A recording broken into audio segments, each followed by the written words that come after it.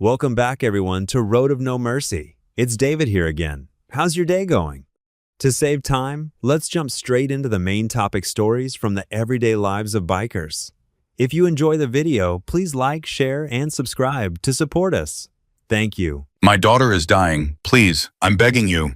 The Hells Angels biker dropped to his knees in the middle of the garage, tears streaming down his tattooed face, hands clasped like a man praying to God. Nobody moved. 20 mechanics watched a father break apart, and not one of them stepped forward. "Get out," the manager spat. "We don't serve your kind here." That's when Tyler Mason, a 22-year-old mechanic with nothing to lose, grabbed his toolbox and walked toward the biker. What kind of bike? 30 minutes later, Tyler was fired. What he didn't know: that desperate father was the CEO's brother, and the next 48 hours would change everything. Before we continue, subscribe and stay until the end. Drop your city below. Let's see how far this story travels. The wrench slipped and Tyler's knuckles slammed into rusted metal. Blood came fast. He didn't stop. The Chevy Silverado needed its transmission mount done by noon. The clock on the wall said 9:47 a.m. His workstation sat in the far corner of the garage. No heating, no visibility from the customer waiting room. Management had put him there 8 months ago and never moved him. Tyler knew why. "Hey, trailer park." He recognized the voice before he saw the face. Brent Coleman, senior technician, 15 years seniority and a gut that proved he spent more time talking than working. Brent kicked Tyler's creeper. "Boss wants the Camry moved to Bay 3. Now."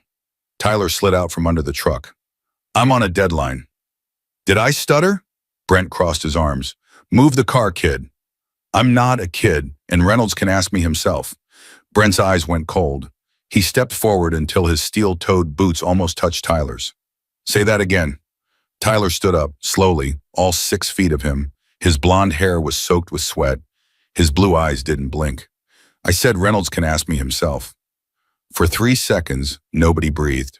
Then Brent laughed. A mean sound. "You got a death wish, boy. I've been here since before you could drive. One word from me and Reynolds throws you out like yesterday's trash." "Then say the word." Brent's jaw tightened. His fist clenched. For a moment, Tyler thought he might actually swing, but Brent just smiled. That smile was worse than a punch.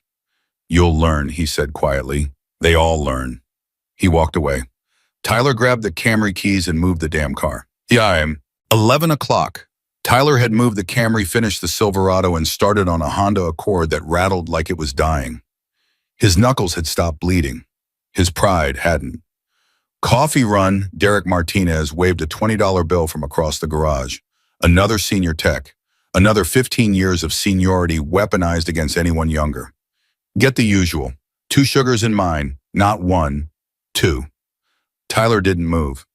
"I'm a mechanic, not a coffee boy." Derek's smile vanished. "What did you just say?" "You heard me." Derek crossed the garage in 4 steps. He got close. Too close. Tyler could smell cigarettes and cheap cologne. "Listen to me, kid. You've been here 8 months. I've been here 11 years. When I say get coffee, you say how many sugars. That's how this works. That's how it's always worked." Tyler's fists tightened at his sides. His mother's voice cut through the anger. "Tyler, please. Just keep your head down. We need this job." He took the 20. Derek patted his cheek. "Good boy. 2 sugars. Don't forget." Tyler walked out before he did something he'd regret. Wham! The coffee shop was 3 blocks away. Tyler walked fast, hands jammed in his jacket, breath fogging in the cold Denver air. 8 months. 8 months of swallowing every insult. 8 months of being the youngest, the lowest, the one everyone dumped on because he had no union protection and no leverage. 8 months of watching mechanics half as skilled get twice the respect. His phone buzzed. "Mom, doctor says treatment is working. Thank you for everything, sweetheart. I know this isn't easy. I love you." Tyler stopped walking. He read it twice, 3 times. This was why he stayed. This was why he didn't tell Brent where to shove his seniority. This was why he swallowed his pride until it sat like broken glass in his stomach. Lupus, stage 3. Diagnosed 3 years ago. The treatments cost more than he made. Insurance covered half. He covered the rest. So he worked. Doubles, weekends, holidays. He gave everything to a job that gave nothing back except a paycheck and daily humiliation. He typed back, "Love you, Mom. Keep fighting. We got this." Then he bought the coffee and headed back. 11:43 a.m. Tyler was under the Honda when the front door exploded open. Not the normal chime. This was violent, desperate, the sound of someone who had run out of options. He rolled out. A man stood in the entrance. Huge, maybe 6'4", 250, leather jacket worn thin, tattoos crawling up his neck, road dust on his boots, and on his back stitched in red and white Hell's Angels. "Please," the man's voice cracked. "I need help." Nobody moved. "My daughter, she was hit by a truck. She's at St. Luke's in surgery. Internal bleeding. My bike died outside. I just need someone to look at it. Please, I'll pay anything." Silence. Tyler watched the garage react. Brent stepped backward. Derek suddenly found his phone fascinating. Paula, the receptionist, didn't even look up. "Sir, you'll need to wait like everyone else." "I can't wait." The biker's voice broke completely. "She's 16 years old. She might be dying right now while I'm standing here." A woman in the waiting area grabbed her purse and headed for the door. "I'm leaving. Look at him. He's probably on drugs." "Ma'am, I'm not. I've never..." The biker's hands went up shaking. "I just want to see my daughter. That's all. I just want to see my little girl." Paula picked up the phone. "I'm calling the police." "For what? I asked for help." "You're scaring our customers. Leave now or I'm pressing charges." The biker looked around the garage. His eyes swept across every face, every mechanic, every customer, searching for one person who would help. He found nothing. His shoulders dropped. The fight drained out of him. He turned toward the door like a man walking to his own execution. Tyler's voice cut through the silence. "What kind of bike?" "Oh, dang." Every head snapped toward him. The biker froze, turned, his eyes locked onto Tyler like a drowning man seeing land. "What?" Tyler stepped out from behind the Honda. "Your bike. What is it?" "Harley Road King 2018. It just died on me." "Could be the starter relay. Maybe corroded terminals. Let me look." Tyler grabbed his toolkit. "Where is it?" "Tyler." Brian Reynolds' voice sliced through the garage. The shop manager stepped out of his office, face already purple. "What the hell do you think you're doing?" "Helping a customer." "That's not a customer. That's a liability." "His daughter is dying." "I don't care if his daughter is the president. You work for me. Get back to your station. Now." Tyler looked at the biker, looked at Reynolds, looked at every person in this garage who had decided a man's appearance mattered more than his daughter's life. "No." The word hit like a gunshot. Reynolds' face twisted. "What did you just say to me?" "I said no." Tyler's heart pounded, but his voice held steady. "His daughter is in surgery. He needs to get to her. I'm going to fix his bike. You walk out that door, you're done. Fired. No reference. Nothing." "Then I'm done." Tyler pushed past Reynolds and walked out the door. The biker followed. Behind them, Reynolds screamed something. Tyler didn't hear it, didn't care. The Harley sat 50 feet from the garage entrance, tilted on its kickstand, silent. Tyler knelt beside it, hands already moving. "When did it start?" The biker crouched next to him. 20 minutes ago, engine started sputtering, then nothing. Warning lights. Check engine flickered a few times. Tyler popped the seat. Battery terminals corroded green, ignition wire frayed almost through. "Found it. Give me 5 minutes." "Your boss is going to fire you." "Already did." "Then why are you helping me?" Tyler stripped the bad wire. His hands moved fast but steady. "My mom got sick 3 years ago. Lupus. Bad. I've spent more time in hospitals than I ever wanted." He looked up at the biker. "I know what it feels like to sit in that waiting room wondering if someone you love is going to make it. Nobody should face that alone." The biker stared at him. Something shifted in his eyes. "What's your name, kid?" "Tyler Mason." "Jack Donovan." He extended his hand. Tyler shook it. "I won't forget this, Tyler. Whatever happens, I won't forget." Tyler spliced in a new wire, connected it, checked the terminals. "Try it now." Jack swung onto the bike, hit the ignition. The engine roared to life. Jack closed his eyes. His whole body sagged with relief. Thank God. Thank you. Thank God. Go! Tyler stepped back.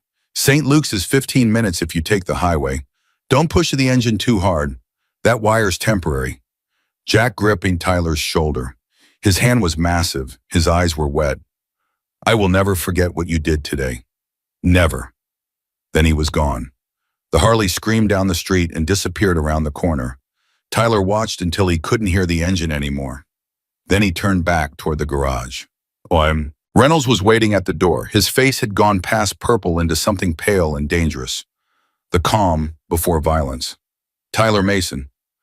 Brian, you disobeyed a direct order in front of customers, in front of my entire staff. I helped a father get to his daughter. You embarrassed me. Reynolds stepped closer. His voice dropped low, venomous. Nobody embarrasses me in my own shop. Maybe if you'd helped him, I wouldn't have had to.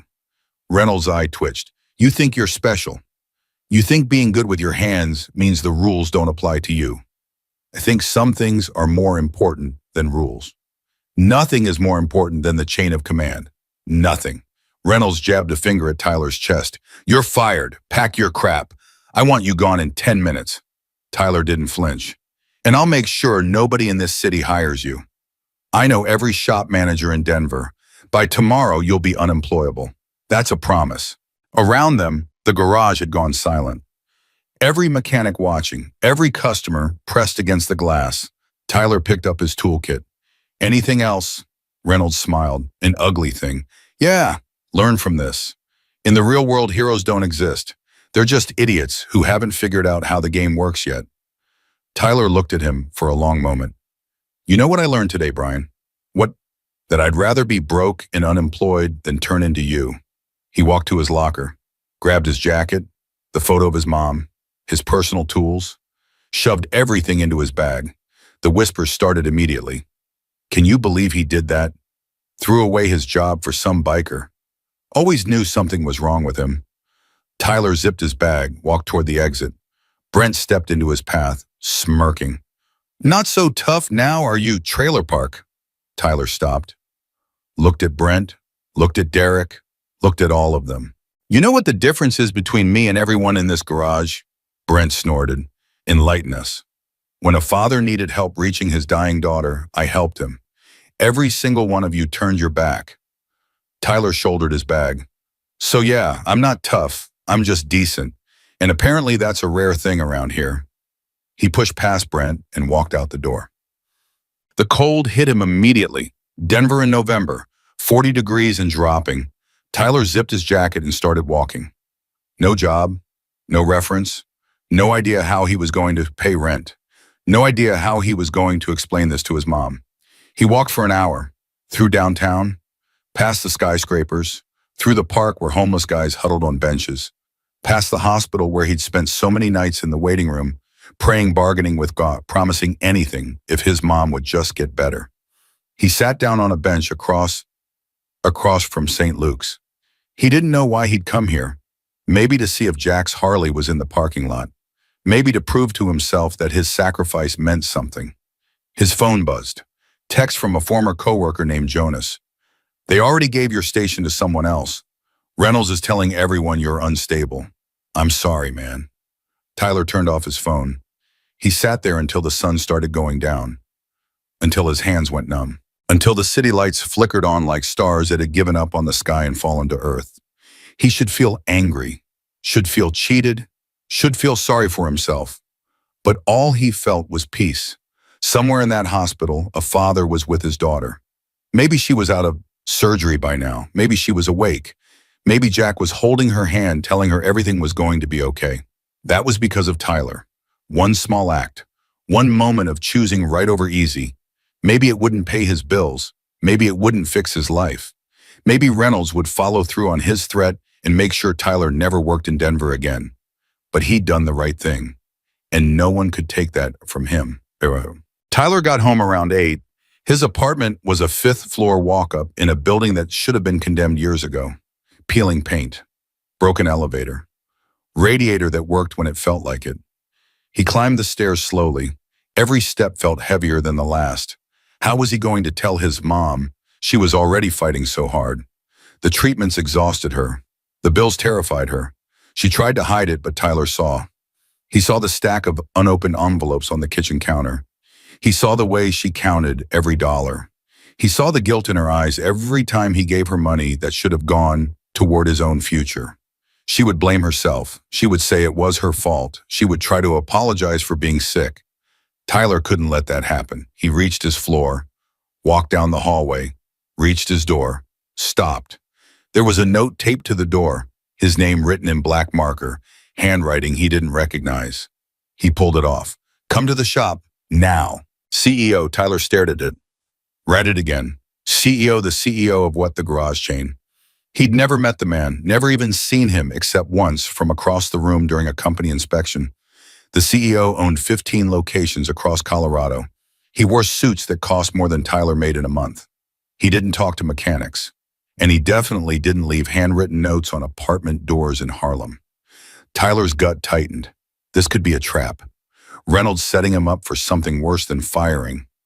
Maybe threatening legal action. Maybe. But the handwriting looked rushed, urgent, not angry, and there was only one way to find out. Tyler shoved the note in his pocket and headed back down the stairs. The garage looked different at night. During the day, it was chaos, noise, movement, customers and complaints in the constant smell of burning oil. At night, it was quiet. Most of the lights were off. Only the office windows glowed. Tyler walked through the front door. The chime seemed impossibly loud in the silence. The lobby was empty. Paula's desk was dark. The waiting room chairs sat in perfect rows like they were holding their breath, but voices came from the conference room. Low, intense. Tyler walked toward them. He pushed open the door and froze. Brian Reynolds sat at the far end of the table. His face was white, not angry white, scared white. The look of a man who had just realized he was in very deep trouble. Next to him stood a tall man in his 50s, silver hair, expensive watch, pressed slacks even at 9 o'clock at night. Tyler recognized him from the inspection. Marcus Donovan, CEO of the entire garage chain. And beside Marcus, still in his leather jacket, tattoos visible above his collar, stood Jack, the biker Tyler had helped that morning, the father whose daughter was in surgery, standing in the CEO's conference room like he belonged there. Jack looked up. His eyes met Tyler's, and he smiled. Not a big smile, just a small nod, a gesture that said, I told you I wouldn't forget. Marcus Donovan turned toward the door. Tyler Mason. His voice was calm, controlled, the voice of a man who was used to being obeyed. Please, sit down. Tyler didn't move. What is this? Marcus glanced at Jack, then back at Tyler. This is the moment where everything changes. He gestured to an empty chair. Please, we have a lot to discuss, and I think you deserve to hear it from the beginning. Tyler looked at Reynolds. The manager wouldn't meet his eyes. He looked at Jack. The biker nodded again. Go on, it's okay. He looked at Marcus Donovan, the CEO of a company that had just fired him for doing the right thing. Tyler sat down, and the CEO began to speak. Marcus Donovan didn't sit down. He stood at the head of the table, hands flat on the wood, eyes fixed on Tyler, like he was reading something written beneath his skin. Do you know who I am?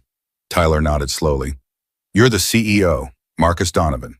And do you know who he is? Marcus gestured toward Jack. Tyler looked at the biker, same leather jacket, same tattoos, same exhausted eyes from a day spent in hospital waiting rooms. His name is Jack. His daughter Emily was in surgery this morning. That's right.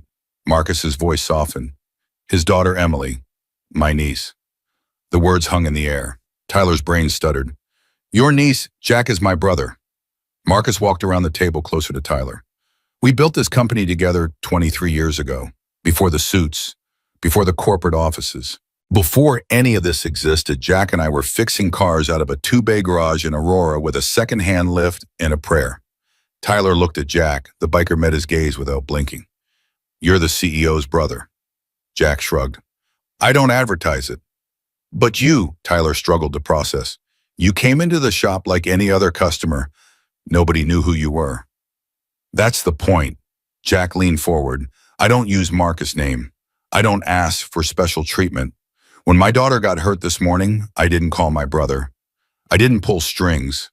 I walked into the nearest shop and asked for help like any other father would. And what happened? Marcus's voice turned cold. He looked at Reynolds. Tell him what happened, Brian. Reynolds' face had gone gray. Sweat beaded on his forehead. His mouth opened, but nothing came out. I'll tell you what happened. Marcus slammed his palm on the table.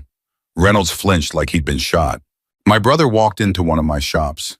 He told your staff his daughter was dying. He begged for help. And every single person in that building turned their back on him. I didn't know who he was, Reynolds stammered. How was I supposed to know? It shouldn't matter who he was. Marcus's voice exploded through the room. He was a father, a human being. He needed help, and you treated him like garbage because of how he looked. Reynolds shrank back in his chair.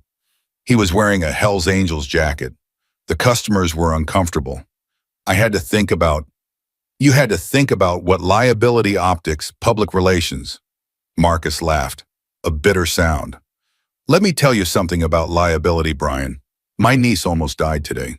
She's 16 years old.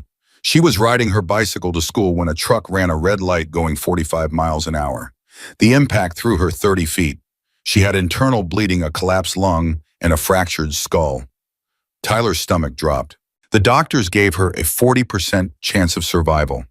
40%. And my brother had to get across town to be with her. Had to hold her hand before she went into surgery. Had to tell her he loved her in case... Marcus stopped. His jaw tightened. In case it was the last time. Jack's head dropped. His hands covered his face. And your staff... Marcus continued, his voice shaking with fury, decided that my brother didn't deserve help because of a patch on his jacket, because of tattoos on his neck, because he looked like someone they were afraid of. The silence was suffocating. Marcus turned to Tyler. Except you. Tyler didn't know what to say. You were the only one. Marcus walked toward him. While everyone else looked at my brother and saw a threat, you saw a father. While your manager threatened your mob, you walked out anyway. While your coworkers watched and did nothing, you fixed his bike and sent him to his daughter. I didn't know who he was, Tyler said quietly. I just knew he needed help. Exactly, Marcus stopped in front of him. You didn't help him because he was connected. You helped him because it was right. That's rare, Tyler. In my experience, that's damn near extinct. Jack looked up. His eyes were red, but his voice was steady. I made it to the hospital with 12 minutes to spare. 12 minutes. Emily was awake just long enough to see my face before they took her into surgery. She squeezed my hand and said, I knew you'd come, Dad. Tyler's throat tightened. If you hadn't helped me, Jack continued, I would have missed that moment. I would have been stuck in that garage begging for help that never came while my daughter went under thinking her father had abandoned her. Is she okay? Tyler's voice came out rough. Emily, did she make it? Jack nodded slowly. Surgery took 6 hours. 6 hours of sitting in that waiting room, staring at the door, jumping every time a doctor walked past. But yeah, she made it. She's in recovery now. She's going to need months of physical therapy, but the doctors say she'll walk again. Tyler exhaled. He hadn't realized he'd been holding his breath. Thank God. Thank you, Jack corrected. God didn't fix my motorcycle. Marcus returned to the head of the table. His fury had settled into something colder. More calculated. He looked at Reynolds. Brian, how long have you worked for this company? Reynolds swallowed. 11 years. 11 years. And in those 11 years, what would you say are the values this company stands for? Reynolds' mouth worked silently. Let me help you. Marcus's voice dripped acid. Integrity, compassion, service to the community. Those words are painted on the wall of every shop we own. I wrote them myself when Jack and I started this company. They're not decoration, Brian. They're supposed to mean something. Mr. Donovan, I was just trying to protect. Protect what? Your comfort, your prejudice, your small, narrow view of who deserves help and who doesn't. Reynolds had no answer. This morning you fired the only employee in your shop who actually lived those values. The only one who looked at a desperate father and saw a human being instead of a category. Marcus shook his head. And you fired him for it, in front of everyone, as an example. I didn't know. Stop saying you didn't know. Marcus slammed the table again. That's exactly the problem. You didn't know Jack was my brother, so you treated him like dirt. What about the next person who walks in looking for help? The next father with a sick child? The next mother trying to get to her son? Are you going to help them, or are you going to judge them first? Reynolds opened his mouth, closed it. His face had gone from gray to green. Here's what's going to happen. Marcus straight-barched his tie. You're done, not just at this shop. At every shop I own. I'm going to make sure every garage in Colorado knows exactly what happened here today. You'll never manage another team as long as I have breath in my body. Reynolds shot to his feet. You can't do this. I have a family. I have a mortgage. You should have thought about that before you destroyed a young man's livelihood for showing basic human decency. I'll sue. I'll sue for what? Marcus's voice went quiet. Dangerous. Wrongful termination. You're an at-will employee, Brian. I can fire you for any reason or no reason at all. And unlike Tyler, you actually deserve it. Reynolds stood frozen. His hands shook. For a moment, Tyler thought he might cry. Get out, Marcus said. Security will escort you to your car. Don't come back. Reynolds looked around the room, at Jack, at Tyler, at Marcus, searching for an ally, finding none. He walked to the door, stopped, turned back. This isn't over. Yes, it is. Marcus didn't even look at him. Goodbye, Brian. The door closed behind Reynolds with a soft click that somehow sounded like a thunderclap. For a long moment, nobody spoke. Then Marcus pulled out a chair and finally sat down. The anger drained from his face, replaced by exhaustion. I'm sorry you had to see that. Tyler shook his head. Don't apologize. He had it coming. He did, but that's not why I asked you here. Marcus reached into his jacket and pulled out a folder, slid it across the table. This is why. Tyler opened it. Inside were documents, official letterhead, numbers that made his eyes widen. What is this, a job offer? Marcus leaned back. I had my assistant pull your personnel file this afternoon. You've been with us for 8 months. In that time, you've completed more work orders than any other mechanic at that location. Your customer satisfaction rating is 97%.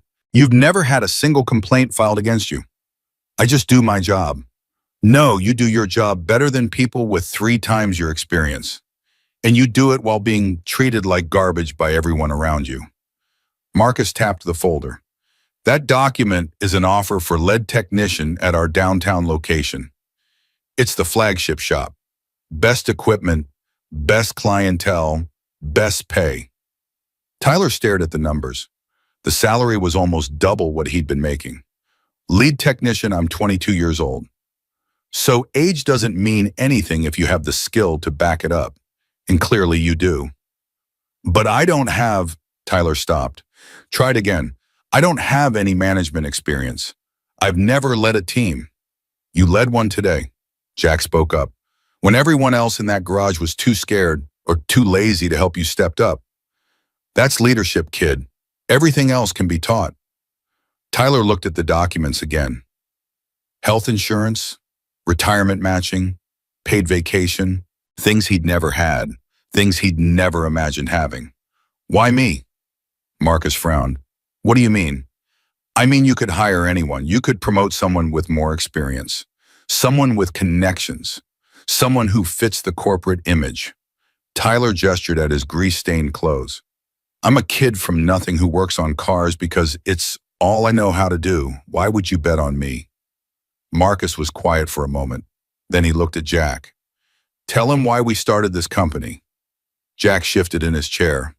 When Marcus and I were growing up, our dad worked 3 jobs to keep food on the table. Construction during the day, security guard at night, weekend janitor at a church.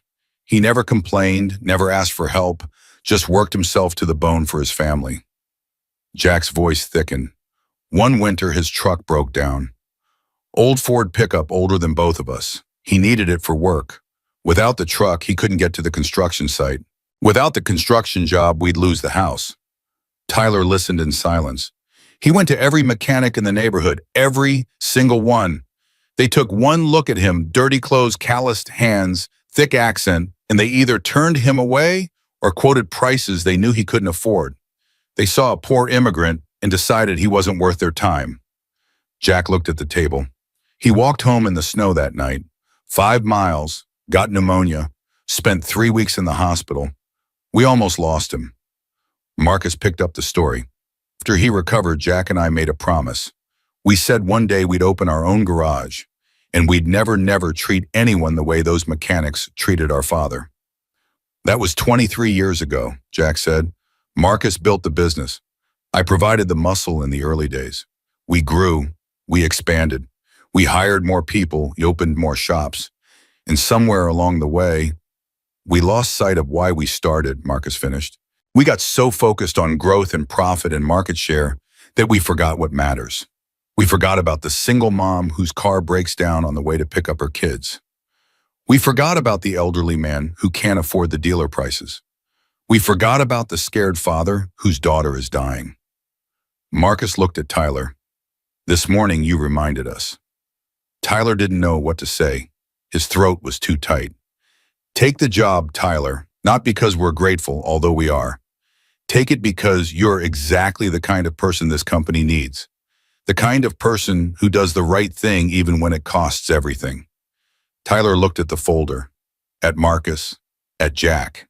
Can I think about it? Jack laughed. Kid, if you'd said yes immediately, I would have been worried. Take your time, just don't take too long. There's one more thing. Marcus pulled out his phone. Your mother, she's sick, isn't she? Tyler tensed. How do you know about that personnel file? You listed her as your emergency contact. When I looked into your background, I found out about the medical bills. Marcus held up his hand. I'm not prying, but I want you to know this company has excellent health insurance, and we have a policy that allows employees to add family members to their coverage. Tyler's hands went numb. I could put my mom on my insurance. If you take the grab, yes, full coverage, no waiting period. Tyler thought about the stack of bills on the kitchen counter. The treatments his mom needed, the medication that she couldn't afford, the terror in her eyes every time she opened another envelope from the hospital. I don't need to think about it. Marcus raised an eyebrow. No. Tyler's voice was steady. I'll take the grief, but not for the money, not for the title, for my mom. Marcus smiled, first genuine smile Tyler had seen from him. That's exactly the answer I was hoping for. They shook hands. Marcus's grip was firm, confident. The handshake of a man who had just found something he'd been looking for. One condition, Tyler said. Marcus paused. Name it. I want to build my own team. No hand-me-down mechanics who resent reporting to a kid. I want to find people like me. People who have been overlooked. People who have been told they don't belong. Jack grinned. I like this kid. Marcus nodded slowly. Done. Full autonomy on hiring, but I expect results. You'll get them. I know. Marcus stood. Welcome to the team, Tyler. Jack will show you out. And Tyler. Yeah. What you did today, it mattered. Not just for Jack and Emily, for everyone who's ever been judged by how they look instead of who they are. You reminded us that decency still exists. That's worth more than any repair job. Tyler didn't trust his voice. He just nodded. Jack walked him to the door. In the hallway away from Marcus, the biker stopped. You doing okay, kid? Tyler laughed. It came out shaky. I walked in here this morning as the lowest guy in the shop, got fired, lost everything. And now I'm lead technician with my mom's medical bills covered. I don't even know what to feel. Feel grateful, then feel determined. Jack put a hand on his shoulder. This is your chance, Tyler. Don't waste it, and don't let anyone tell you that you don't deserve it. What about you? Are you going back to the hospital? Soon. Emily's sleeping now. The doctor said the worst is over. Jack's voice caught. She's going to be okay. Because of you. Tyler thought about Reynolds' face when Marcus fired him. Thought about Brent and Derek and Paula and everyone who had watched him walk out that door convinced he was throwing his life away. Can I ask you something? Shoot. Why didn't you tell them who you were in the garage, I mean? You could have dropped Marcus' name and they would have helped you immediately. Jack was quiet for a moment. Because I wanted to see the truth. I wanted to know who would help a stranger and who would turn away. He looked at Tyler with something like admiration. Now I know. He extended his hand. Tyler shook it. I'll see you around, kid. And next time the coffee's on me. Tyler walked out of the garage into the cold Denver night. The city was alive with lights, cars rushing past, people heading home to families who loved them. The whole world moving forward indifferent to the fact that one 22-year-old mechanic had just had his life completely transformed. His phone buzzed. Mom, are you okay? You've been gone all day. I'm worried. He typed back. Coming home now. I have news. Good news. Really good news. 3 dots appeared. Then, can't wait to hear it. I love you. Tyler started walking. His feet felt lighter than they had in months, maybe years. He thought about his mom's face when he told her about the insurance. Thought about building a team of people like himself, overlooked, underestimated, hungry for a chance to prove themselves. Thought about Emily Donovan waking up in a hospital bed with her father beside her. Everything had changed. And somewhere in the back of his mind, a new thought began to form. A dangerous thought, an exciting thought. Maybe this was just the beginning. Maybe one act of kindness could ripple outward in ways nobody expected. Maybe helping one desperate father could lead to helping hundreds of people who had been dismissed and discarded by a world too busy to care. Maybe, just maybe, Tyler Mason was exactly where he was supposed to be. He didn't know what tomorrow would bring. Didn't know if he was ready for the responsibility Marcus had placed on his shoulders. Didn't know if he could live up to the faith Jack had shown in him. But he knew one thing for certain. He was done being invisible. He was done swallowing his pride. He was done letting people like Reynolds and Brent and Derek define his worth. From now on, he would define himself, and God help anyone who stood in his way. Tyler's mother cried for 20 minutes straight. She sat at the kitchen table, the insurance documents spread out in front of her, tears streaming down her face, while Tyler stood there, not knowing what to do with his hands. Full coverage, her voice broke on every word. No waiting period. No waiting period, Mom. You can see any specialist you want. All the treatments, all the medications, everything. She looked up at him. Her eyes were red, her cheeks wet, but she was smiling. Really smiling, for the first time in 3 years. Tyler, how is this possible?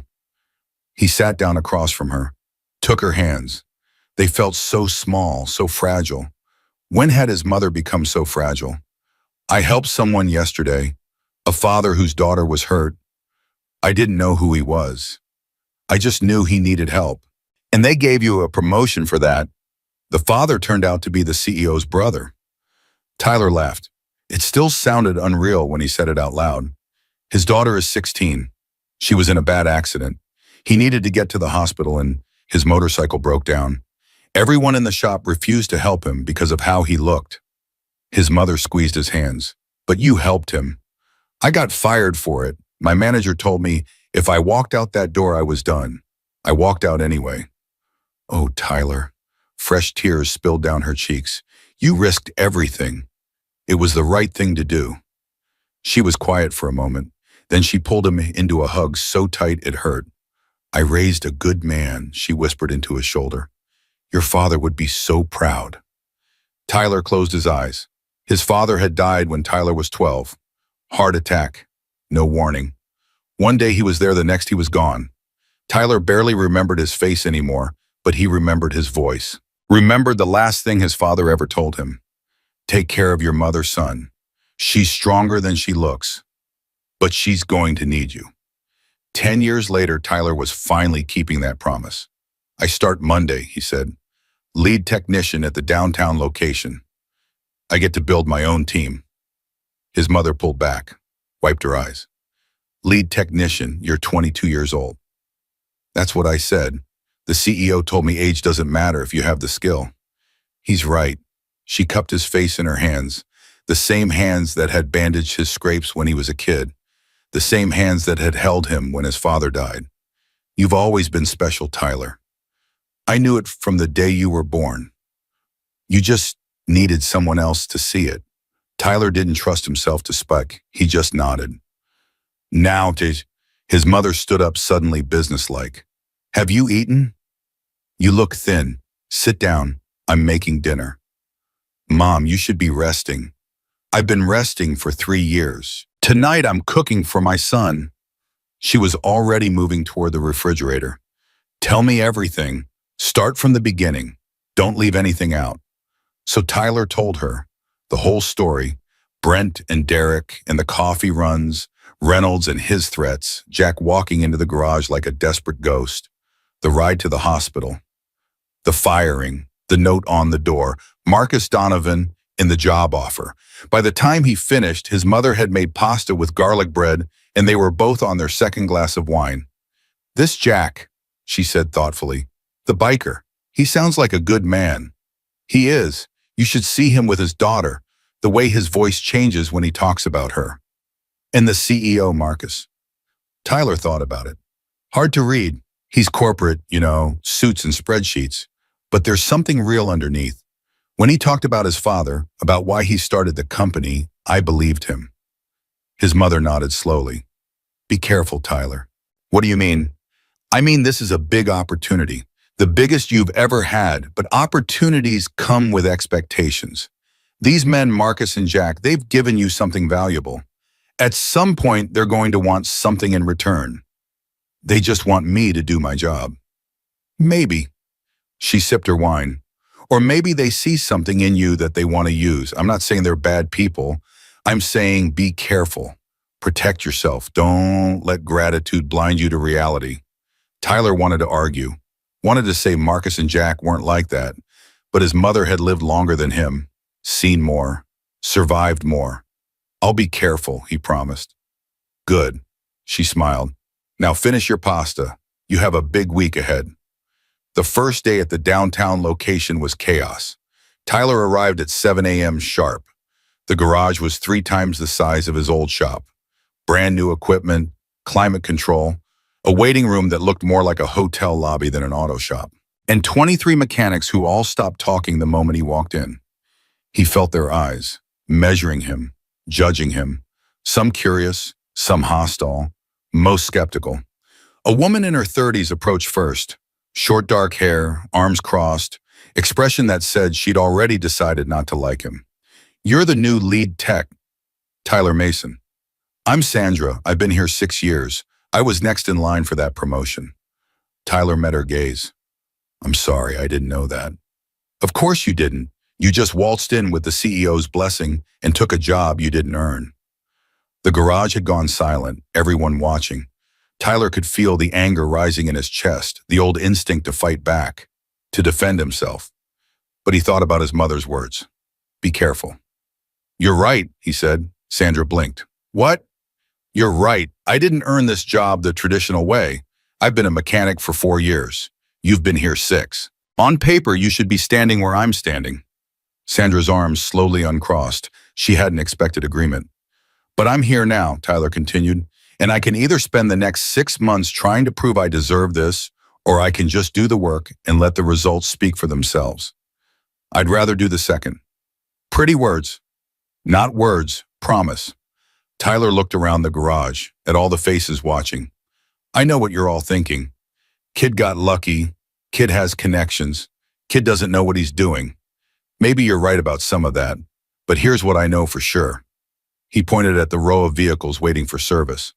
Those cars need to be fixed. Those customers need to get back on the road. That's the job. Everything else, the politics, the resentment, who should have gotten promoted, none of that matters if we don't do the work. Sandra studied him for a long moment. What do you need from us? Show me how this place runs.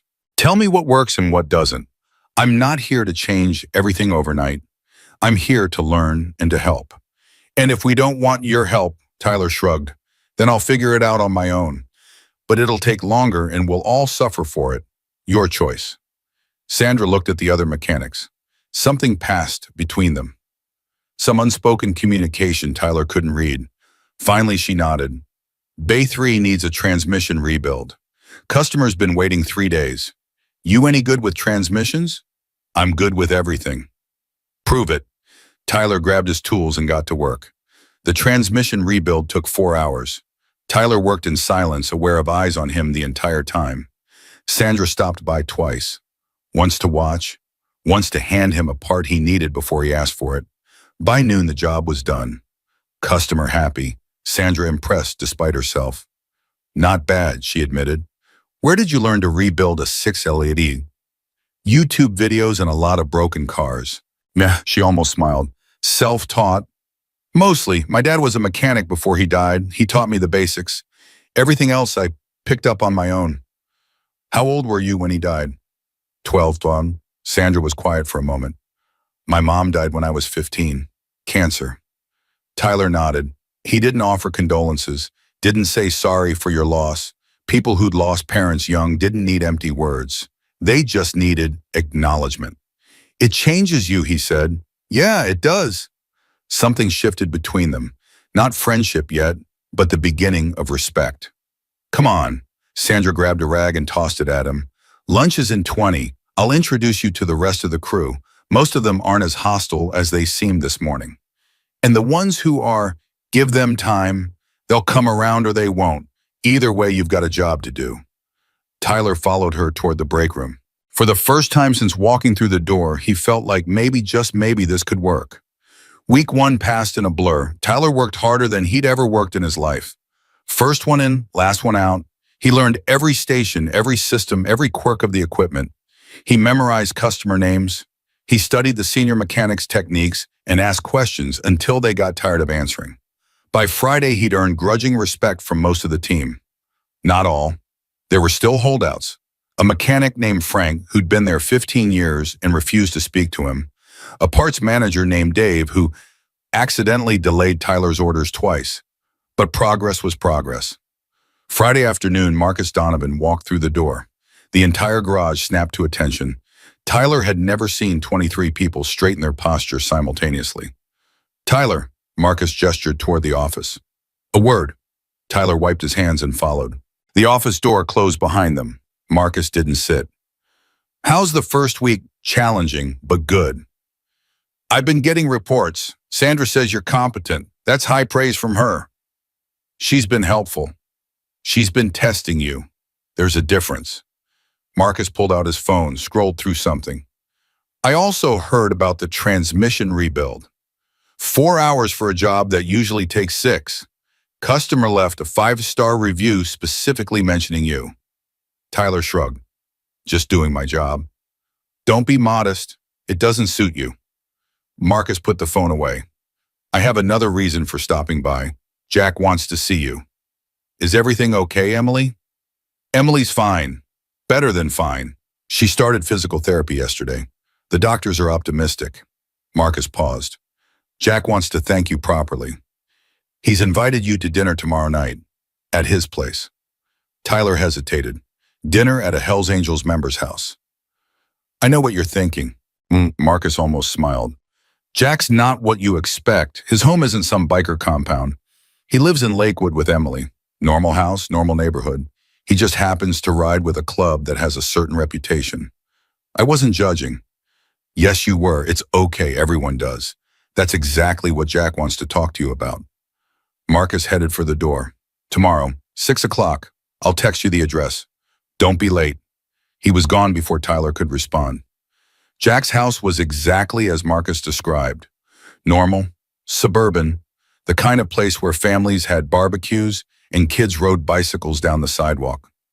Tyler parked his truck in the driveway and sat there for a moment. His hands were sweating. Why was he nervous? The front door opened. Jack stood there in jeans and a flannel shirt. No leather jacket, no visible tattoos, just a middle-aged man with a warm smile. You coming in or you gonna sit in that truck all night? Tyler got out and walked to the door. Nice place. Thanks. Emily picked it out. Said she wanted a house with a big backyard. Jack led him inside. Speaking of which, she's been asking about you. About me. I told her what you did. She wanted to meet the guy who helped her old man. Jack stopped in the hallway. Fair warning, she's 16 and she's been through hell this week. She might be emotional. That's okay. They walked into the living room. A teenage girl sat on the couch, leg propped up in a brace. She had Jack's dark eyes and a bandage across her forehead. When she saw Tyler, she burst into tears. Oh, God. Tyler froze. I'm sorry, I didn't mean to. No. Emily waved her hand, half laughing through the tears. These are happy tears, I promise. She wiped her face. Dad told me everything, how everyone turned him away, how you were the only one who helped, how you got fired for it. I just fixed his bike. You gave him back to me. Emily's voice cracked. When that truck hit me, everything went dark. I thought I was going to die alone, and then I woke up in the ambulance, and all I could think was, I need my dad. I need my dad. Jack's jaw tightened. He looked away. The paramedics told me not to worry, said they'd called him, but I knew something was wrong. I could feel it. Emily looked at Tyler with fierce intensity. If you hadn't helped him, he wouldn't have made it in time. I would have gone into surgery thinking he didn't come, thinking he gave up on me. I would never give up on you. Jack's voice was rough. Never. I know that now. Emily reached for her father's hand. Because of him. Tyler stood there completely unprepared for this level of emotion. His throat felt like it was closing up. I didn't do anything special, he managed. Anyone would have done the same. No. Jack shook his head. They wouldn't. I walked into that garage and begged for help, literally begged. They looked at me like I was garbage, like I wasn't worth the time it would take to say no. Because of the jacket, because of everything, the jacket, the tattoos, the way I look. Jack sat down on the couch next to Emily. Let me tell you something about that club, Tyler, about the Hells Angels. Tyler sat down across from them. I joined when I was 19.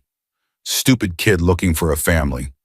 My dad, Marcus's and my dad, he worked himself into an early grave trying to provide for us. Died when I was 22. I was lost, angry, didn't know what to do with myself. Jack stared at his hands. The club gave me structure, brotherhood, purpose. Yeah, there are guys in the club who've done bad things. I'm not going to pretend otherwise. But there are also guys like me, veterans, fathers, men who just wanted to belong somewhere. Why didn't you leave when you and Marcus started the company? Because the club is family. You don't leave family because you got successful. Jack looked up. I know what people think when they see the patch. They think criminal, dangerous, threat. They don't think father, don't think brother, don't think human being. That's why you didn't tell them who you were, Tyler said. At the garage, you wanted to see how they'd treat a stranger. I wanted to see the truth, and I did. Jack's voice hardened. Every person in that shop failed. Every single one except you. Emily squeezed her father's hand. Dad, it's okay. It's not okay. Jack's eyes glistened. My daughter almost died. And if it wasn't for some kid who'd never met me, who had nothing to gain and everything to lose, I would have missed my chance to hold her hand, to tell her I loved her, to be there when she needed me most. The room went quiet. Tyler didn't know what to say, so he said the only thing that felt true. I've been judged my whole life for being young, for being working class, for not having the right connections or the right education. I know what it feels like to walk into a room and have everyone decide you're worthless before you open your mouth. Jack nodded slowly. When you walked into that garage, I saw myself. I saw every time someone looked at me like I was nothing. And I couldn't, Tyler's voice caught. I couldn't let that happen to you. Not when your daughter was dying. Not when all you needed was one person to help. Emily was crying again, silent tears rolling down her cheeks. Jack stood up, walked over to Tyler, extended his hand. I'm going to say something I don't say often, and I mean every word. Tyler shook his hand. You're a brother now. Jack's grip was iron. I'm in the club, something more than that. You're family, and family looks out for each other. Whatever you need, whenever you need it, you call me. Jack, I can't. It's not a question, it's a fact. Jack pulled him into a hug, rough, brief, real. Now come on, I made steaks. Emily's been telling me I overcooked them. You can be the tiebreaker. Dinner lasted 3 hours. They talked about everything. Tyler's childhood, Jack's years in the club, Emily's dreams of becoming a veterinarian, Marcus and the company, the future. By the time Tyler left, something had fundamentally shifted. He'd walked in as a stranger who'd done a favor. He walked out as something else entirely. Family. Driving home, his phone buzzed. Text from Sandra. Emergency at the shop. Customer's car caught fire. No injuries, but we need all hands. Can you come? Tyler turned the truck around. 20 minutes later, he pulled into the garage. Fire trucks were just leaving. The smell of burnt rubber and melted plastic hung heavy in the air. Sandra met him at the door. What happened? Electrical fire, 2019 BMW. Customer dropped it off this afternoon for a routine oil change. Dave was working on it. Something sparked wrong. Dave? The parts manager who'd been giving Tyler trouble all week. Yeah.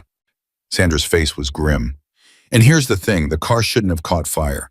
The electrical system was fine when the customer brought it in. Dave did something.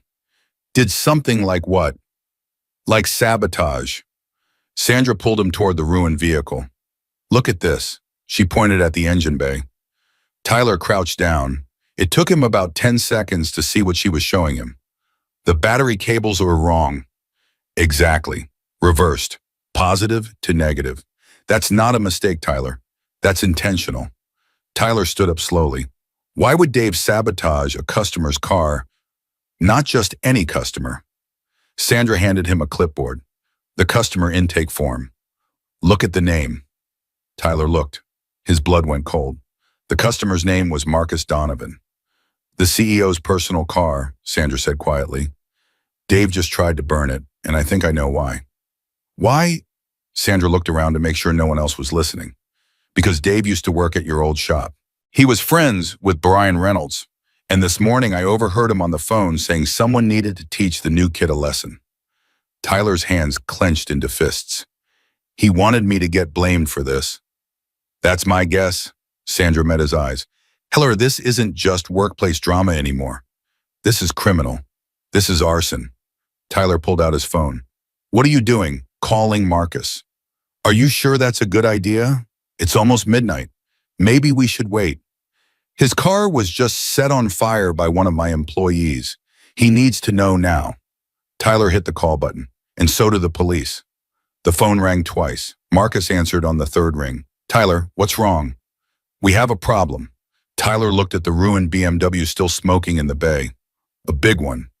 Marcus arrived at the garage in 17 minutes. Tyler had never seen a man in a $3,000 suit move that fast. Marcus didn't even look at the burned BMW. He walked straight to Tyler, grabbed his shoulder, and searched his face. Are you hurt? I'm fine. I wasn't here when it happened. Sandra? She's fine too. Everyone got out. Only then did Marcus turn to look at his car. The BMW sat in Bay 4 like a charred skeleton. Smoke still curled from the engine compartment. The smell was nauseating. Tell me everything. Tyler told him. The reversed battery cables. Dave's connection to Reynolds. The overheard phone call about teaching the new kid a lesson. Marcus listened without interrupting. His face grew darker with every word. Where is Dave now? Gone. Sandra said he left about an hour before the fire started. Hasn't answered his phone. He won't. Marcus pulled out his own phone. Dave knows he's finished. He's either running or hiding. I've already called the police. They're sending detectives. Good. Marcus looked at Sandra, who stood nearby, arms crossed, face tight with anger. You heard the phone call, part of it. He said the kid needs to learn his place, and something about Reynolds was right about him. I didn't think much of it at the time. Thought it was just trash talk. It wasn't. Marcus's voice was ice. This was planned. Reynolds got fired, and he sent his friend to burn down my car and frame Tyler for it. Tyler's stomach turned. You think Reynolds is behind this? I don't think, I know. Marcus scrolled through his phone. Brian Reynolds has been making calls all week to former employees, to suppliers, to anyone who might want to hurt this company. I've had my assistant tracking it. Why didn't you tell me? Because I wanted proof, and now I have it. Marcus showed Tyler the screen. Call logs, text messages, a paper trail leading straight back to Brian Reynolds. He's been trying to destroy you since the day you got him fired. Tyler felt cold, not scared, something harder, something that felt like resolve. What do we do? We let the police handle Dave. Arson is a felony. He'll do time. Marcus put the phone away. Reynolds is trickier. He was smart enough not to do anything directly. All the texts are vague, suggestions, nothing that proves he ordered the fire.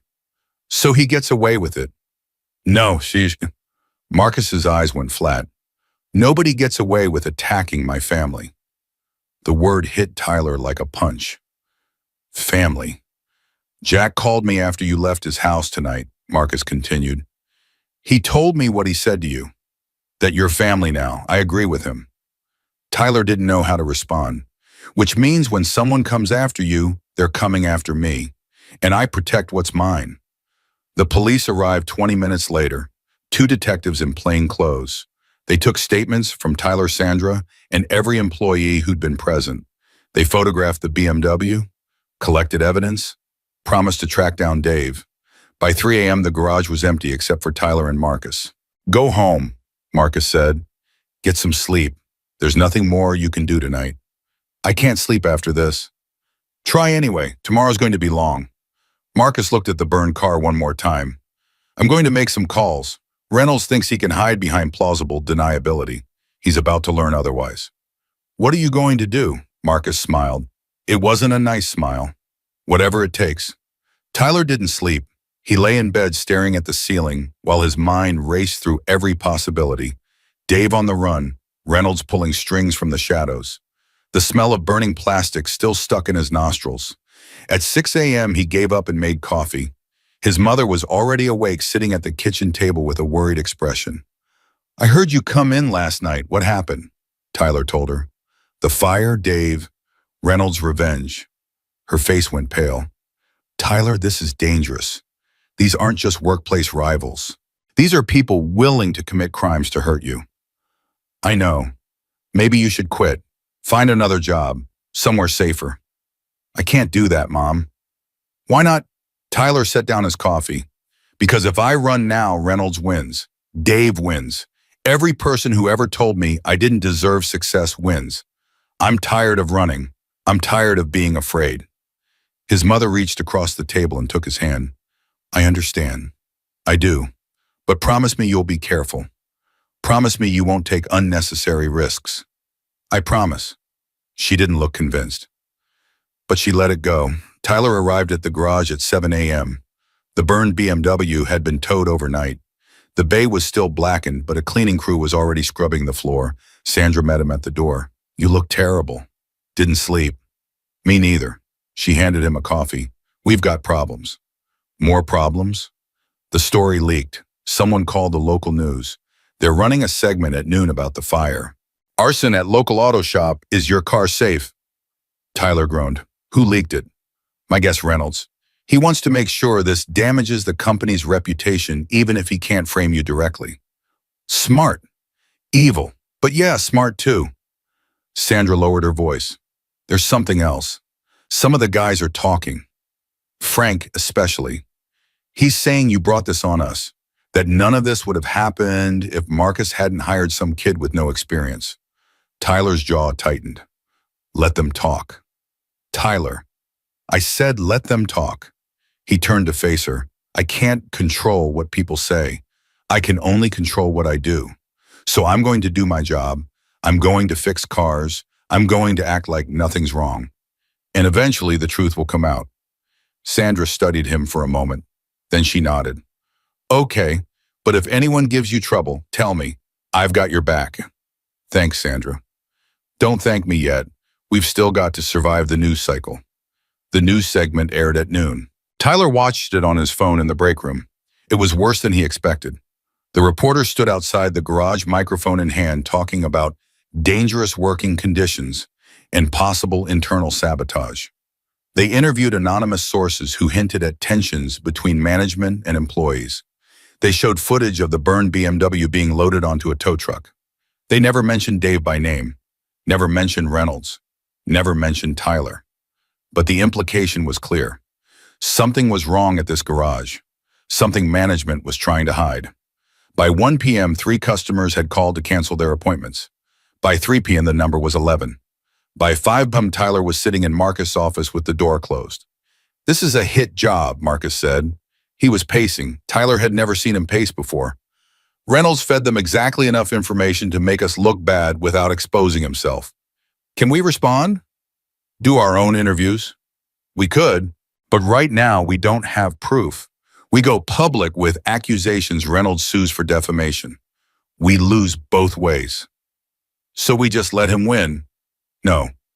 Marcus stopped pacing. We find proof, real proof, something that connects Reynolds directly to the fire.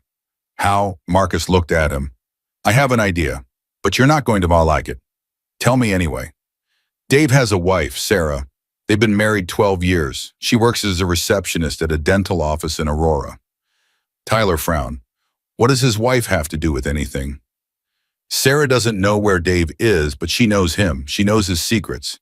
And right now, she's probably scared and confused and wondering why her husband disappeared. You want me to talk to her? I want you to offer her a deal. Marcus sat down across from Tyler. If she helps us find evidence against Reynolds, we don't press charges against Dave. We can't promise that. It's arson. The DA makes that call, not us. The DA will do what I tell him to do. Marcus' voice was flat. I've donated to his campaign for 6 years. He owes me. Tyler stared at him. That's corruption. That's reality. Marcus leaned forward. Tyler, I know this isn't what you want to hear. I know you believe in right and wrong, black and white, but the world doesn't work that way. Sometimes you have to get dirty to clean up a mess. And if Sarah says no, then we find another way. But I think she'll say yes. Women like Sarah, loyal, hardworking, married to men who don't deserve them, they have a breaking point. Dave just pushed her past it. Tyler thought about it. The morality was murky at best. Blackmailing a woman to betray her husband. Making deals with district attorneys. Using leverage and power instead of truth and justice. But then he thought about Reynolds, about Dave, about the burned car and the canceled customers and the news reports designed to destroy everything Marcus had built. When do I go, Amir? Now. Marcus handed him a piece of paper with an address. She gets off work at 6. Be waiting. Sarah Martinez looked nothing like Tyler expected. He'd pictured someone hard, someone who'd know about her husband's crimes and maybe even help plan them. But the woman who walked out of the dental office at 6:07 p.m. was small, tired, and clearly terrified. She spotted Tyler standing by her car and froze. Who are you? My name is Tyler Mason. I work for Marcus Donovan. Sarah's face crumpled. Please, I don't know where Dave is. I've told the police. I've told everyone. He hasn't called. He hasn't texted. I don't know anything. I believe you. She blinked. You do? Yes, and I'm not here to threaten you. Tyler kept his voice gentle. I'm here because I think you're a victim in all this. Just like me. Sarah's eyes filled with tears. A victim? My husband tried to burn down a car. He's a criminal. Your husband was manipulated by a man named Brian Reynolds. Reynolds got fired last week. He's been making calls ever since, convincing people to help him get revenge. Dave was just a tool. That doesn't make it better. No, it doesn't, but it might make a difference in what happens next. Sarah wiped her eyes. What do you mean? Tyler took a breath. This was the moment. The deal. I can help you, Sarah. I can make sure Dave gets leniency, reduce charges, maybe no prison time at all. But I need something in return. What? Evidence, anything that connects Reynolds to what Dave did. Text messages, emails, phone calls, anything that proves Reynolds ordered the fire. Sarah was quiet for a long moment. Tyler watched her face, watched the fear give way to calculation, watched her weigh loyalty to her husband against the reality of what he'd done. Dave has a second phone, she finally said. He thinks I don't know about it. He keeps it in his truck under the seat. Tyler's heart jumped. Where's the truck? At his brother's place in Pueblo. He drove there the night of the fire. His brother's been hiding him. I think so. Dave always said if he ever got in trouble, his brother would take care of him. Sarah's voice hardened. I called the police and told them. They said they'd send someone to check. That was 2 days ago. Nothing's happened. Tyler pulled out his phone. I need that address. Sarah hesitated. If I give it to you, Dave goes to prison. If you don't give it to me, he goes to prison anyway. The only question is whether Reynolds goes with him. Another long pause. Then Sarah reached into her purse, pulled out a pen, and wrote an address on the back of her receipt. His brother's name is Mike. He lives alone. No weapons that I know of. Tyler took the paper. Thank you, Sarah. Don't thank me. Her eyes were hollow. I just betrayed my husband. You saved yourself. That's not betrayal. That's survival. He turned to leave. Tyler, he stopped. Whatever Dave did, whatever mistakes he made, he's not evil. He's just weak. Reynolds knew exactly which buttons to push. Sarah's voice broke. Don't let Reynolds win. Make him pay for what he did to my family. I will, Tyler promised. I will. The drive to Pueblo took 2 hours. Tyler spent the whole time on the phone with Marcus, then Jack, then the police. By the time he reached Mike Martinez's house, there were already 2 squad cars parked outside. He watched from across the street as officers knocked on the door. Watched Mike open it, confusion on his face. Watched them push past him into the house. 10 minutes later, Dave Martinez walked out in handcuffs. He looked smaller than Tyler remembered. Older. Defeated. His eyes swept the street and landed on Tyler standing by his truck. For a moment, their gazes locked. Dave didn't look angry. He looked relieved. Like a man who'd been carrying a weight too heavy to bear and was finally allowed to set it down. Tyler didn't wave, didn't speak, just watched as they put Dave in the back of the squad car and drove away. His phone buzzed. Text from Marcus. They found the second phone. Reynolds' name is all over it. Call me. Tyler called. We got him, Marcus said. The triumph in his voice was unmistakable. 23 text messages. Reynolds told Dave exactly what to do. What cables to reverse. How to make it look like an accident. Everything. So Reynolds is going down, already in custody. Police picked him up 30 minutes ago. Marcus paused. It's over, Tyler. We won. Tyler leaned against his truck. The night air was cold. The street was quiet. Somewhere in the distance, a dog barked. It doesn't feel like winning. It never does, not when the bust is this high. Marcus was quiet for a moment. Go home. Get some rest. Tomorrow we start rebuilding. And Dave, what happens to him? I talked to the DA. In exchange for testimony against Reynolds, Dave gets 3 years probation. No prison time. His wife's cooperation helped. She loves him, despite everything. Love makes people do stupid things, also brave things. Marcus sighed. You did good tonight, Tyler. You did what needed to be done. I don't feel good. That's how you know you still have a conscience. Hang on to that. It's rare in this business. Tyler hung up. He stood there for a long time staring at the empty street where Dave had been arrested. He thought about Reynolds sitting in a cell right now, about Sarah Martinez going home to an empty house, about Dave facing the consequences of choices made in anger and weakness. Nobody had won tonight. Not really. But at least the truth had come out. Tyler got in his truck and drove home. His mother was waiting up. She didn't ask questions. Just hugged him, made him tea, and sat with him in silence until the shaking stopped. It's over, she finally asked. Reynolds is in jail. Dave's cooperating. The news story will change tomorrow. That's good. She squeezed his hand. You should feel proud. I feel tired. That's the same thing sometimes. She stood up and kissed his forehead. Get some sleep. Tomorrow's a new day. Tyler went to bed. This time he slept. 3 days later, everything changed again. Tyler was in the garage, elbow deep in a Jeep Cherokee's engine when Sandra tapped him on the shoulder. You've got a visitor. Customer. Not exactly. She had a strange expression. She says her name is Emily Donovan. Tyler's head snapped up. Emily.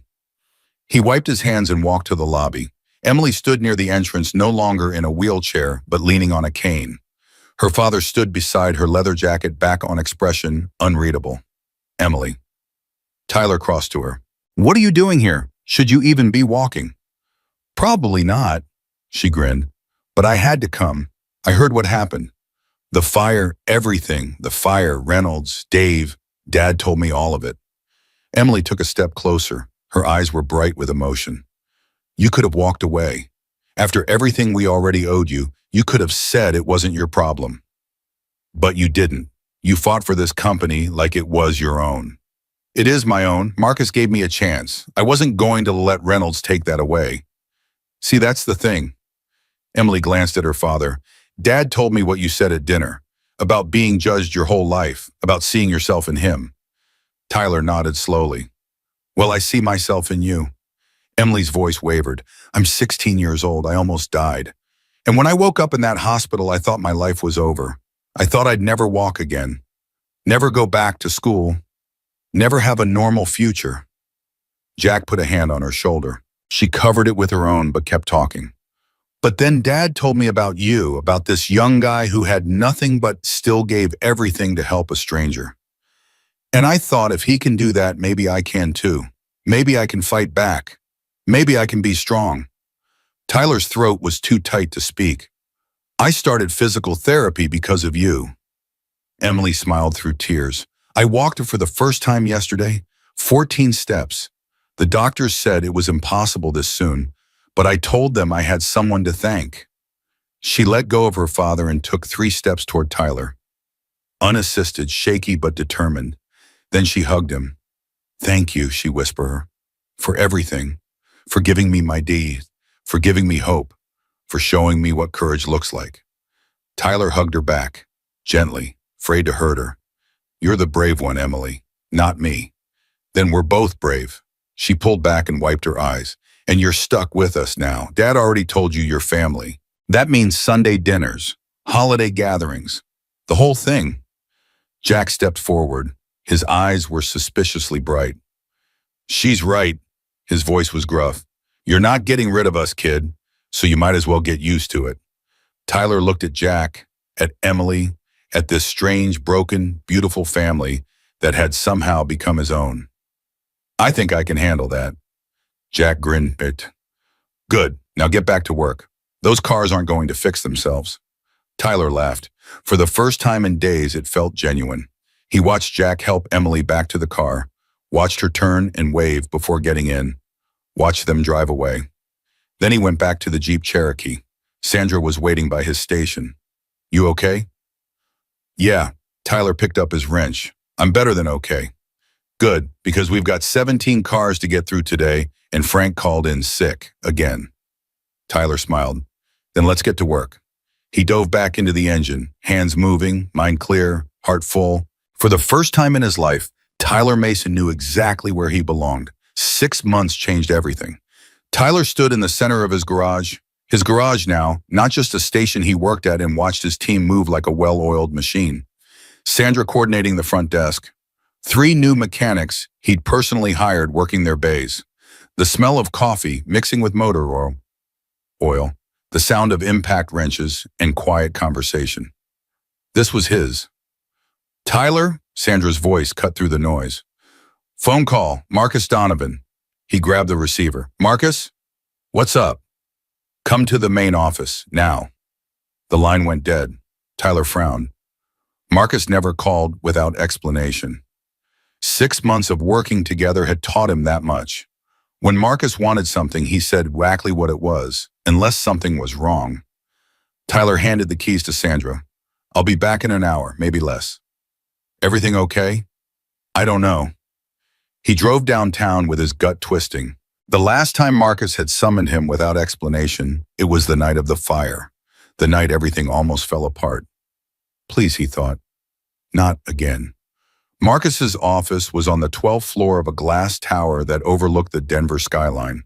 Tyler had been here twice before, both times for good news. Promotions, bonuses, praise. This felt different. The elevator opened. Marcus's assistant, a woman named Patricia, who never smiled, was waiting. He's in the conference room. Go straight in. Tyler walked down the hallway. His footsteps echoed on the marble floor. He pushed open the conference room door and stopped. The room was full. Marcus sat at the head of the table. Jack stood by the window, arms crossed. Emily sat in a wheelchair. She still used it for long distances, with a bouquet of flowers in her lap. And around them, filling every chair, were faces Tyler recognized. Sandra, his 3 new mechanics. His mother dressed in her Sunday best. Even Patricia, the assistant, who never smiled, was smiling now. What is this? Marcus stood. Close the door, Tyler. Tyler obeyed. His heart was pounding. 6 months ago, Marcus began, a young mechanic walked into one of my shops. He was 22 years old. No connections, no advantages, just talent and a work ethic that put men twice his age to shame. Tyler's throat tightened. That mechanic was treated like garbage, mocked, dismissed, underestimated at every turn. And when a desperate father walked through the door begging for help to reach his dying daughter, everyone in that shop turned their backs. Marcus looked at Jack. Jack nodded. Everyone except one person. One person who saw a human being instead of a stereotype. One person who risked everything, his job, his reputation, his future, to do what was right. Tyler's mother had tears streaming down her face. She didn't try to wipe them away. That person is standing in this room right now. Marcus walked toward Tyler. And today we're here to honor him. Marcus, Shut up and listen. Marcus' voice was gentle despite the words. You've earned this, Tyler, every bit of it. He gestured to Patricia, who handed him a leather folder. 6 months ago, I made you lead technician at our downtown location. In that time, you've increased productivity by 47%. Customer satisfaction is at an all-time high. You have hired 3 mechanics who were rejected by every other shop in the city and turned them into a team that outperforms shops with twice the staff. Tyler looked at his team. They were grinning. Sandra gave him a thumbs up. But more importantly, Marcus continued, you've changed the culture, not just at your shop, at every shop we own. Your story spread. Mechanics started talking about the kid who got fired for helping a biker and ended up running his own garage. You became a symbol of everything this company was supposed to be. Marcus opened the folder, which is why I'm offering you a partnership. The room went silent. Tyler couldn't breathe. A partnership. 15% ownership of Donovan Auto Group. Full voting rights on the board. A seat at the table where decisions are made. Marcus held out the folder. You wouldn't just be running one shop anymore. You'd be helping run all of them. Tyler stared at the documents, the numbers blurred together. His hands were shaking. I don't know what to say. Say yes, Jack spoke up from the window. You're family now, Tyler. This is what family does. We lift each other up. Emily wheeled herself closer. You changed my life. You gave me my father back. You showed me what courage looks like. She smiled. Now let us return the favor. Tyler's mother stood, crossed the room, took his face in her hands. Your father would be so proud, she whispered. So proud, Tyler. You've become everything he hoped you would be. Tyler broke. The tears came without warning. He tried to stop them, tried to compose himself, but 6 months of pressure and fear and determination all crashed down at once. He stood in that conference room, surrounded by people who believed in him, and he wept. Marcus put a hand on his shoulder. It's okay. Take your time. Tyler wiped his eyes, took a breath, then another. I'll do it, he said. His voice was rough but steady. I'll take the partnership. But I have conditions. Marcus raised an eyebrow. Conditions? I want to expand the hiring program, not just at my shop, at every location. I want us to actively recruit people who've been overlooked. Single mothers, veterans, kids from rough neighborhoods, people who just need one chance to prove themselves. Marcus nodded slowly. Go on. And I want to create a scholarship fund for mechanics who can't afford trade school. We pay for their education. They work for us for 2 years after graduation. We build loyalty by investing in people. Sandra was beaming. I told you he'd have ideas. One more thing. Tyler looked at Jack. I want the Hells Angels involved. The room went quiet. What do you mean? Jack asked carefully. Your club does charity work, toy drives, veteran support, community outreach. Most people don't know that because all they see is the jacket and the reputation. Tyler's voice strengthened. I want to partner with the club, joint events, fundraisers, show people that bikers aren't the monsters media makes them out to be. Jack stared at him for a long moment. Then he laughed. A deep, genuine sound that filled the room. Kid, you've got more guts than half the guys in my club. He walked over and gripped Tyler's hand. Consider it done. I'll talk to the brothers. They'll love this. Marcus looked at the documents in Tyler's hand. So we have a deal. Tyler signed his name on the partnership agreement. We have a deal. The room erupted. Applause. Cheers. His mother hugging him so tight he couldn't breathe. Sandra slapping his back. Emily wheeling over to hand him the flowers. "These are for you," she said. "I picked them myself. Well, Dad drove me to the flower shop and I pointed at the ones I wanted." Tyler took the bouquet. "They're beautiful." "You're beautiful." Emily's eyes were bright. Not in a weird way. In a "you're the best person I've ever met" way. "Emily," Jack's voice was warning. "What, It's true," Tyler laughed. For the first time in months, it felt completely natural. The celebration lasted 2 hours.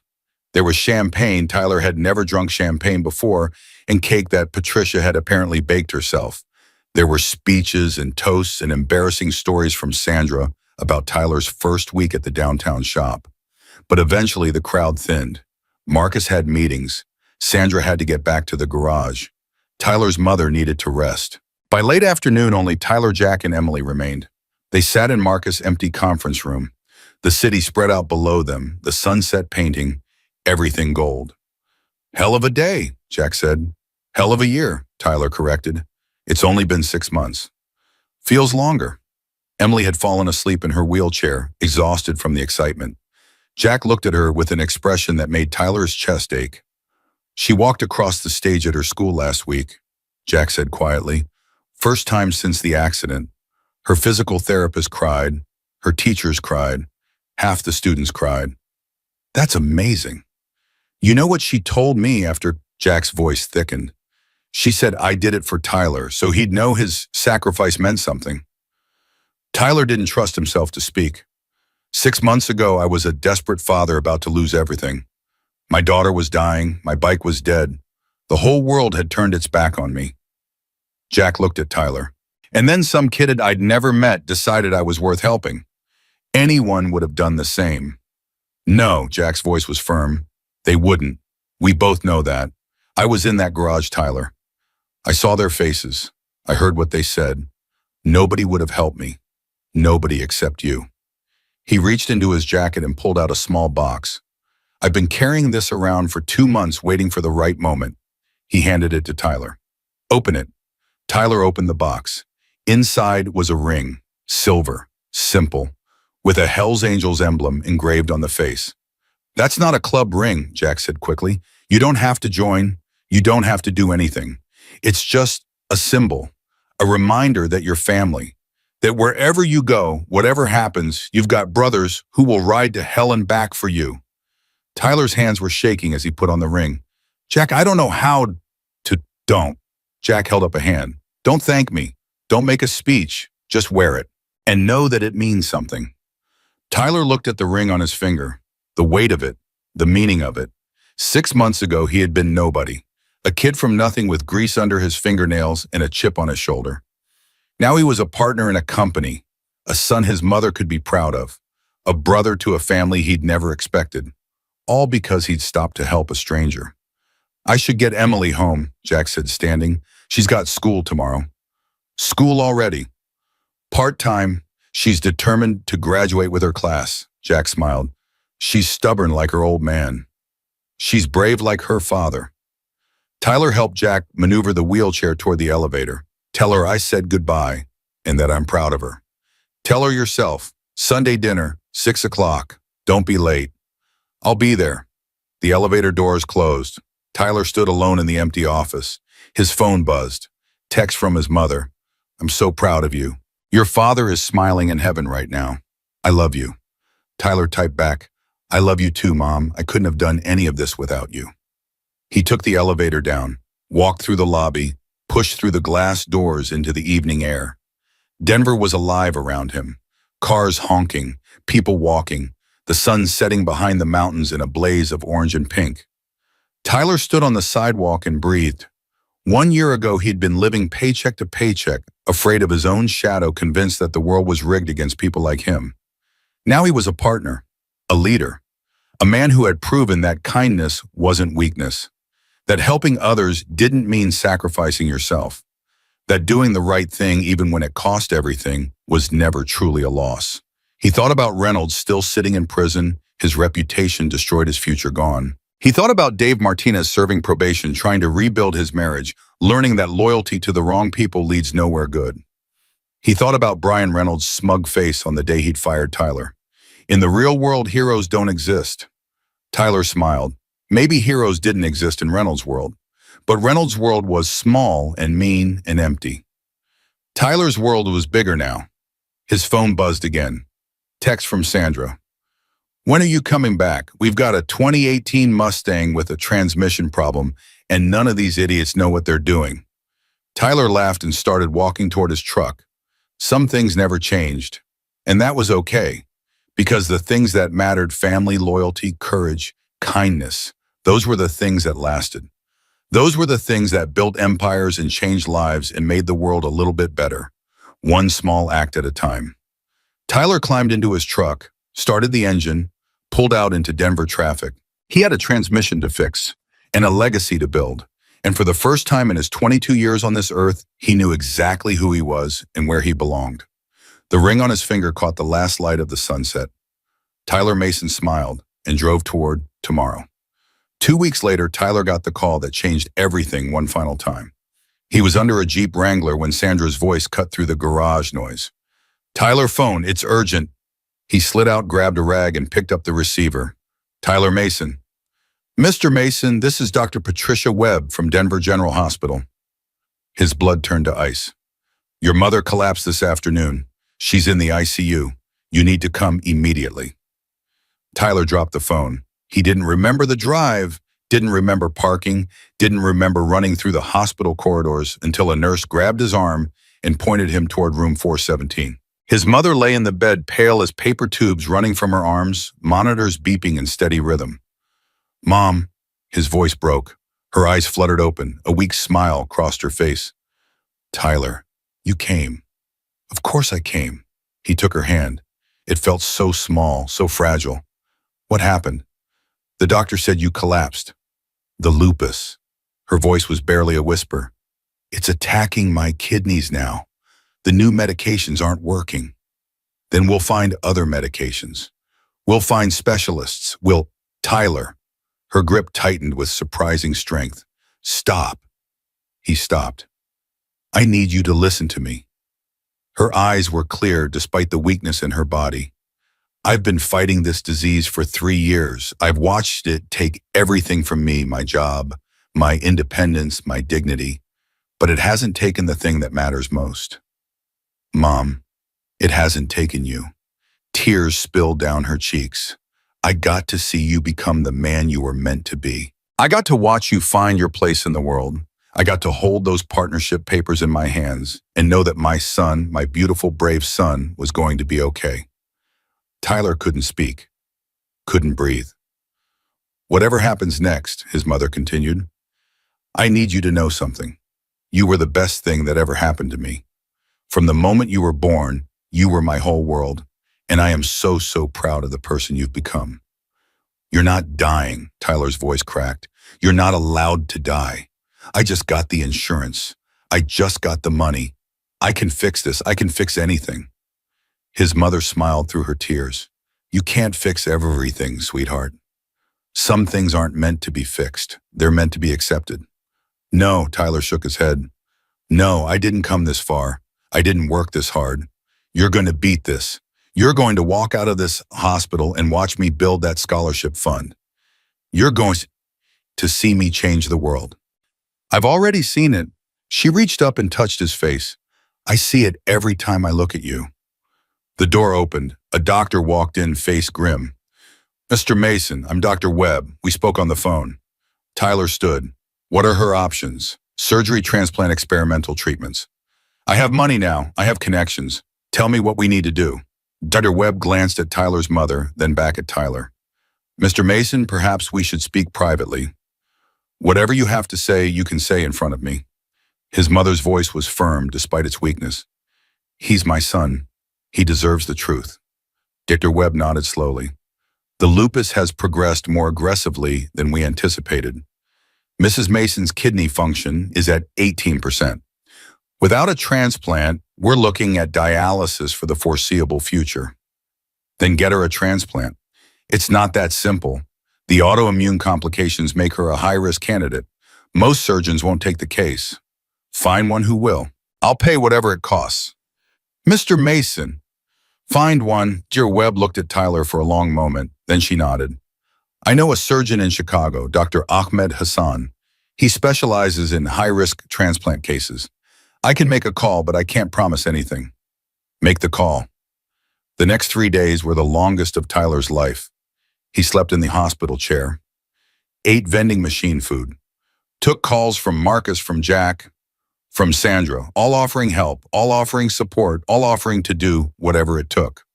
Jack showed up on day 2 with a cooler full of food and a promise. The club's running a blood drive. We've got 47 brothers signed up to get tested. If any of them are a match, your mom's got a kidney. Tyler stared at him. You're organizing a blood drive for my mother. Family helps family. Jack set down the cooler. Now eat something before you collapse. On day 3, Dr. Webb walked into the room with news. Dr. Hassan reviewed the case. He's willing to operate. Tyler sagged with relief. That's the complicated part. We need a donor. Your mother's blood type is B negative. Only 2% of the population has it. We're running tests on everyone we can find, but test me. Dr. Webb paused. Mr. Mason, I'm her son. Test me.